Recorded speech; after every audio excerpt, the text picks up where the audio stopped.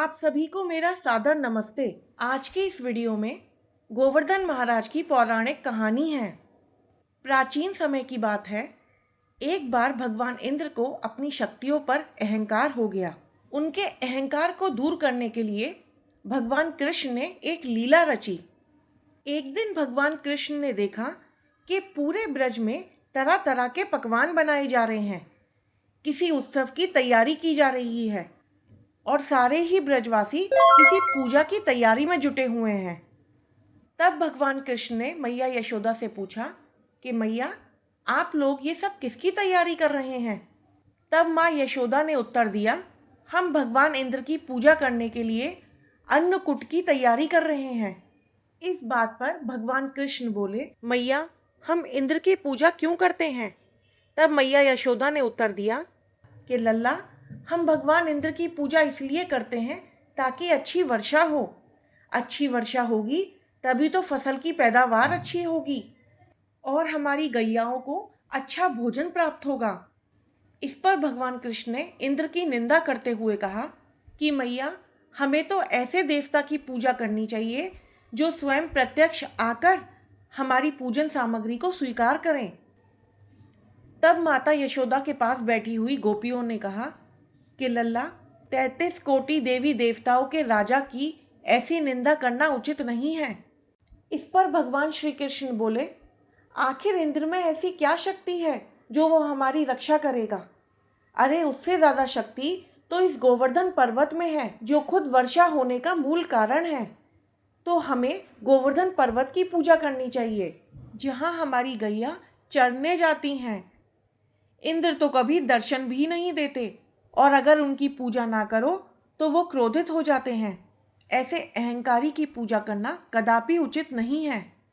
तभी वहाँ पर नंद बाबा आ गए और भगवान श्री कृष्ण से पूछने लगे कि इंद्र की पूजा करने से तो वर्षा होगी, हमारी फसलों को फायदा होगा, लेकिन गोवर्धन पर्वत की पूजा करने से हमें क्या लाभ होगा लल्ला?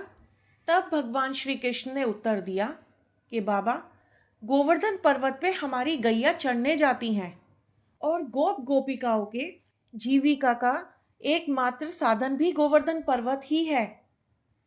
भगवान कृष्ण की ये सारी बातें सुनकर सभी लोग वहाँ पर बहुत ही प्रभावित हुए और फिर सभी लोगों ने मिलकर इंद्र की पूजा की जगह गोवर्धन पर्वत की पूजा करी।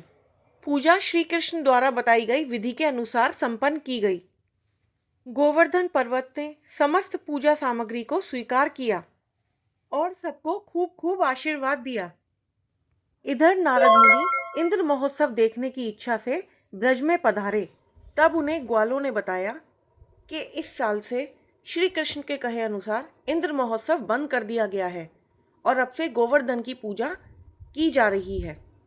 बस ये सुनते ही नारद मुनि भगवान इंद्र के दरबार में पहुँचे और उन्हें सूचित किया कि देवराज इंद्र, आप यहाँ आराम से बैठे हैं और वहाँ ब्रजवासियों ने आपकी पूजा छोड़ के गोवर्धन पर्वत की पूजा शुरू कर दी है। नारद मुनि की ये बात सुनते ही देवराज इंद्र क्रोध से भर गए। उन्हें इस बात में अपना अपमान नजर आया और क्रोध में आकर देवराज इंद्र ने ब्रज में भारी वर्षा शुरू कर दी। इधर ब्रज में इतनी भारी वर्षा देखकर सब लोग घबरा गए और भगवान श्री कृष्ण की शरण में पहुंचे। तब भगवान श्री कृष्ण ने सभी ब्रजवासियों को गोवर्धन पर्वत की शरण में जाने को कहा और उनके कहे अनुसार सभी ब्रजवासी अपने परिवार को लेकर, अपनी गैयाओं को लेकर गोवर्धन पर्वत की शरण में गए। जब वर्षा और अधिक तेज होने लगी तो भगवान श्री कृष्ण ने अपनी कनिष्क उंगली पर पूरा गोवर्धन पर्वत उठा लिया और सभी ब्रजवासियों को उसकी शरण में ले लिया। यह देखकर देवराज इंद्र और क्रोधित हो गए और उन्होंने मूसलाधार वर्षा शुरू कर दी।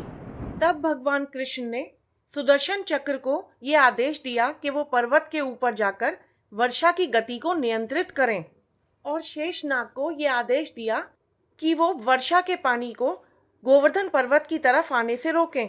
इंद्र लगातार 7 दिनों तक मूसलाधार वर्षा करते रहे, लेकिन भगवान श्री कृष्ण की कृपा से सभी ब्रजवासी गोवर्धन पर्वत के नीचे सुरक्षित रहे। यह सब देखकर इंद्र को शंका हुई, आखिर ये कौन है जो मेरी इतनी शक्ति का सामना कर रहा है? ये कोई साधारण मनुष्य तो नहीं हो सकता। तभी वहां पर ब्रह्मा जी प्रकट हुए और बोले, देवराज इंद्र, आप जिसे साधारण मनुष्य समझ रहे हैं, वो तो स्वयं भगवान श्री हरि का अंश है, स्वयं भगवान विष्णु का अवतार है। वो कोई साधारण मनुष्य नहीं, स्वयं पूर्ण पुरुषोत्तम नारायण है। तब देवराज इंद्र को अपनी भूल का एहसास हुआ और उन्होंने भगवान श्री कृष्ण से माफी मांगी और गोवर्धन पर्वत की पूजा करी। तभी से गोवर्धन पर्वत की पूजा का विधान चला आ रहा है। जय हो गोवर्धन महाराज की, जय हो कृष्ण कन्हैया की।